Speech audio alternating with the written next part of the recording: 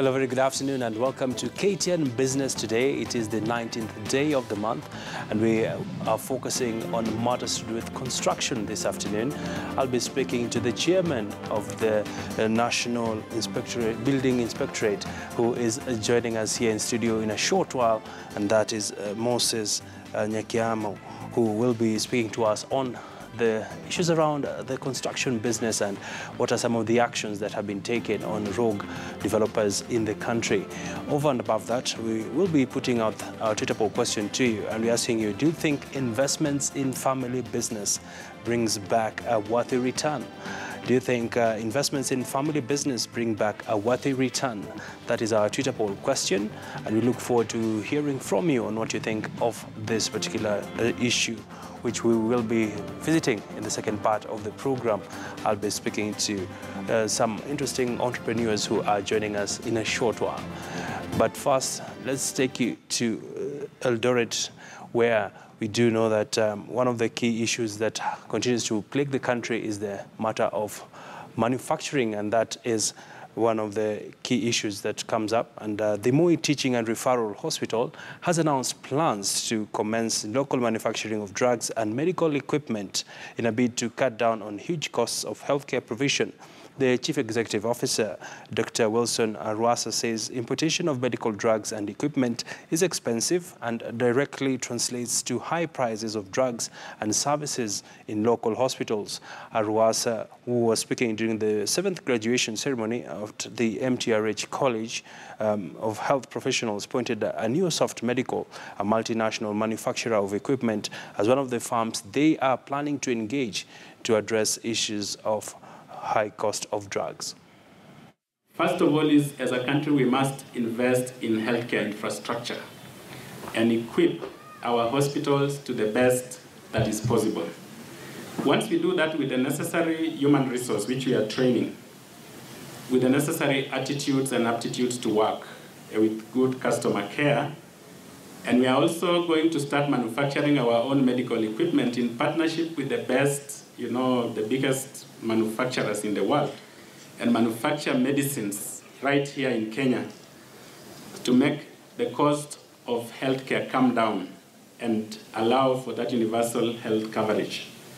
You can be sure no person will go to those countries again for healthcare. We have less than 10 oncologists in this country. We are spending a lot of money as a government to train them outside the country.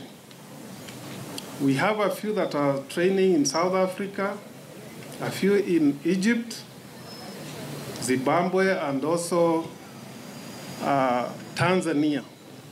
But I don't know why we should take our money to those countries. Well, indeed, a step in the right direction. Let's talk matters retail now. And Naivas Supermarket has opened its latest store, that is at the Moi Avenue. Well, this store comes in as the country continues to experience a downturn in the retail business, with a number of retailers going through turbulent times. The opening of this branch signifies the commitment by Naivas towards tapping into the opportunities in the Kenyan market. It's a store that has actually come at the right time, just over the festive season, and just during in a wonderful location. And we're happy that indeed Naivas is now right smack in the middle of town. We are grateful, and more than that, we're actually giving Kenyan writers a chance to come in and display their books and be able to tell the Kenyan story, the Kenyan way. Also, one of the other key highlights is that this store is going to be open 24 hours. It's the first Naivas store to ever be opened from day one as a 24-hour store. To some Diaspora news now, and the Vice Chancellor of the Strathmore University has called on various people living and working in the diaspora to consider investing back home, citing that there were enough financial solutions for them to be able to tap into the Kenyan market. I think most of you will agree with me that whenever a diasporan speaks, it's also very sad that when you go to study political science, and especially how to govern ourselves, you have to go outside, because we have not collected our history, our forefathers, the structures which they used to govern the societies before we were colonized, before 1884. We don't bother to study those very, very deeply. Well, let's move to Kitui now, and green gram farmers are poised to earn an estimated 3 to 5 billion shillings as proceeds from sale of the crop. This is according to the Kenya Red Cross Society Secretary General Abbas Kule, and he expressed his optimism of a bumper harvest early next year, noting that the crop had done extremely well thanks to the relatively heavy rains experienced in various parts of the country. And he continued to mention that if the rains extend into the new year, the farmers anticipate a yield of about 30,000 to 40,000 tons of green grams, which will translate to an estimated 3 to 5 billion shillings earnings.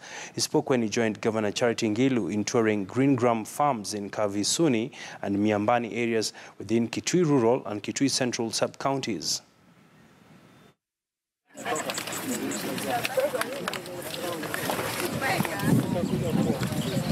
Wakati Red Cross na county government led by Charity Ngilu the governor walikunja wakatupea mbengu hili na green grams, tumepanda na kwa sasa hata kama hatujavuna, naona hata kama mvua itarudi tena tuna matumaini ya kupata mazao. We are very happy that green grams are things that do well in this hot area. You can see just with one rain, this crop around us has done extremely well. We hope that more rains will come in before the end of the year so that the crop can even have a high yields. So 54 years of independence, it will not be right for Kenyans to be on food handouts. We can now see that we are going to get quite high yield of green grams. The next thing is now the farmers are already spraying with pesticide to ensure that small insect that has been attacking the green grams is destroyed so that we can get high yield. Well, indeed, some good tidings there for Ndengu farmers, as popularly known here in the country. Let's take you to Diani now, and the Diani Tourism Festival that included a major skydiving gala kicked off in Kwale County recently, drawing thousands of revelers from all over the world. Major activities that will drive the event include skydiving, water sports, and enthusiasts and global experts in the various fields gracing the location. Tobias Chanji paints for us on what it looked like as it happened. It was a massive contingent of skydivers that turned up at Safari Beach in Diani. A total of 500 professional skydivers from 32 countries will participate in the 3 weeks event, which will improve the tourism sector. We've got extra staff that have flown in from all over the world to make sure we've got the necessary instructors to get our 9 or 10 students through and any other coaching that's possible. Although the weather had affected the jump for the better part of the day, skydiving enthusiasts still have more than 20 days to go. Apart from skydiving, guests are also lined up to participate in water sports events that include flyboard, jet skis and kite surfing, among others. Okay, we expect on both fronts. We expect domestic and we expect international tourists because it is a festive season, so we are expectant that most people will come, enjoy their stay at the beach and enjoy their time at Diani. So we expect both sides to be an uphold. Lots of entertainment that includes music will also be happening alongside the boogie, with both local and international artists having already arrived.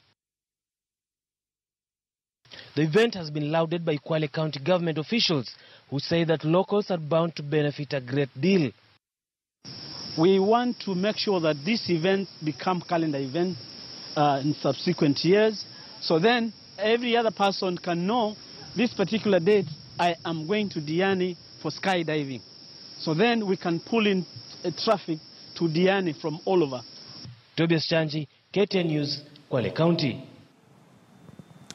Well, staying on that story, we do know that Alistair Hodgson, who is a double amputee, who was actually in the country and he took part in the skydiving.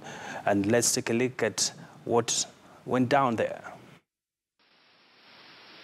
Parachutes hovering in the sky. Skydivers doing what they love doing most. Over 500 of them from 32 countries across the globe have assembled here to participate in this sport for the next 3 weeks. They enjoy hanging in the sky as they make good use of their time in Kenya. Amidst the 500 skydivers is one Alistair Hodgson from United Kingdom. Although he is a professional skydiver representing 3 skydiving companies, Hodgson does not have both legs. He has skydived for 17 years with over 7,000 jumps in this condition and successfully competing at World Championship in the year 2010, 2011 and 2012, where he won silver and 2 bronze medals. 7 times British champion, and skydiving is kind of my life, and it's amazing to be here at Skydive Diani.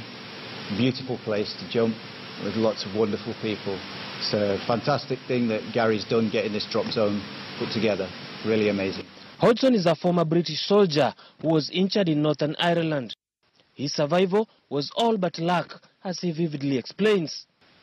I was very lucky at the time to have some very professional comrades with me. In my section of my platoon, there's some very skilled paramedics. So they placed tourniquets to stop the bleeding. They gave me morphine to help with the pain. And they stabilized me until I got to hospital, which was about an hour and a half later. Although he got the injury in 1992, Hodgson started skydiving in 2002, way long after he had been amputated. So for me, skydiving is an incredibly emotional experience. The best part for me is climbing outside of the airplane, holding onto the rail and just letting go. There's nothing like that feeling. It's an amazing feeling. It's a feeling of freedom, excitement, adrenaline, fear, but also control. And he is ready to give hope to others. I would say to people with similar injuries to mine that are living here in Kenya, you must never give up. No matter how bad you feel, you may feel that there's nobody here to help you, but the most important thing is to remember there is only one person that can help you, and that's you. Indeed, that is an inspirational message from Alistair that we should not despair. Tobias Chanji, KTN News, Kwale County. Many thanks, Tobias, for that report. And moving on, the cost of kerosene is set to increase as the energy watchdog tightens the news to clamp down on outlets that use kerosene to adulterate fuel.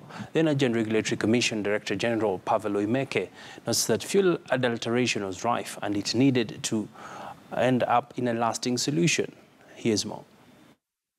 We have, of course, found a few sites, as I mentioned in the numbers, and these few sites, I can tell you, the penalties are quite severe.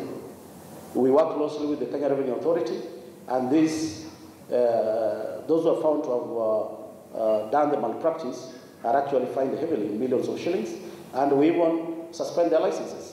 So if you own a petrol station and we find you have adulterated, we can suspend you for 2 months, and of course you pay a couple of millions of shillings. That's a loss of business.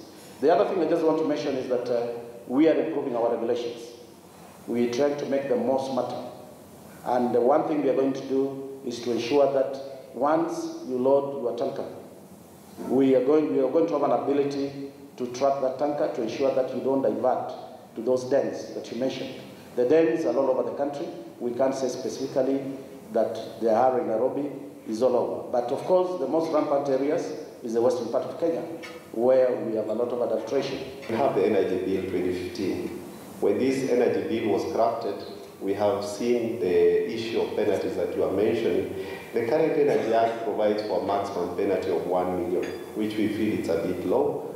But in the new bill, we have a provision of between 5 and 10 million. And of course, this will be a minimum fine. And of course, in the new bill, we'll have powers of demolition. All these illegal sites you are talking about, they are spread all over the country. But of course, there are places we've marked as hotspots, and we'll be able to come in as a commission and destroy those facilities. Once kerosene taxes are increased, that was your particular question, the government has envisioned a plan to ensure that the consumers of kerosene are weaned into LPG. Kerosene is not a very clean product. it causes a lot of indoor pollution. And as I was saying before, if you look at the UN statistics, about 14,200 Kenyans die annually. That is the estimate because of indoor, 14,200 Kenyans die because of indoor pollution. And these are mostly toddlers and mothers, because those are the people who are cooking in the kitchens. The fathers are out there probably, and they only come to take food for a short while. But the mother has strapped a toddler at the back, and they are always exposed to these fumes. Well, make sure you catch the full conversation of that at 9 p.m. news.